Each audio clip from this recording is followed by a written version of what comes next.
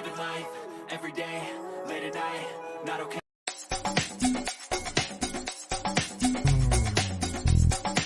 Showbiz Kachika TV. Hello mga kachika! Usap-usapan nga ngayon sa social media ang latest post ni Heart Evangelista patungkol nga sa kanyang ex-lover and ex-love team na si Jan Prats. Dahil muli ngang nagkita si Missy at Yuan at talaga naman ang kanilang mga fans at ang mga batang 90s ay kilig na kilig. Sa ibinahagi nga ni Heart ay naroroon nga silang dalawa at mukhang nagme-merienda together. Wala nga ang asawa ni Jan Prats na si Isabel Oli pero tuwang-tuwa rin nga ito nang makita nga ang dalawa na nag-reunited.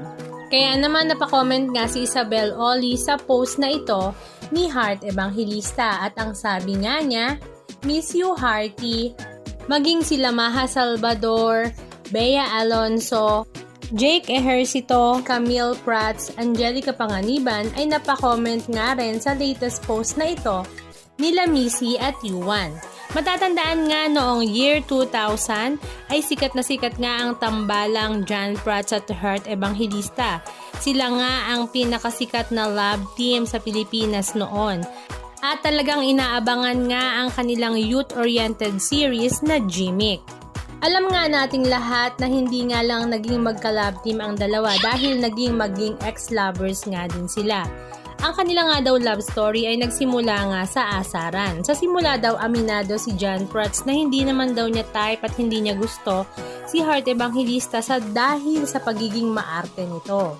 Pero nahulog na nga rin ang kanilang loob sa isa't isa dahil mabait naman din pala talaga si Heart Evangelista. Nagkaroon nga sila ng mutual understanding. At ang kanilang ang hashtag noon ay 020202. Nag-date sila sa loob ng humigit kumulang 2 taon bago tuluyang naghiwalay.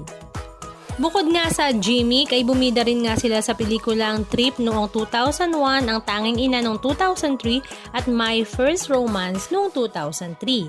Halika at panoorin natin ang ilan sa mga video clips ganap na kanilang ibinahagi.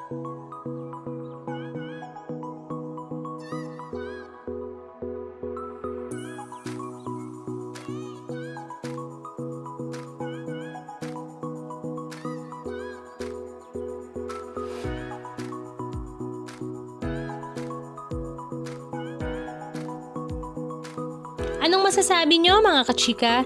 Just comment down below. And please don't forget to subscribe. Thank you!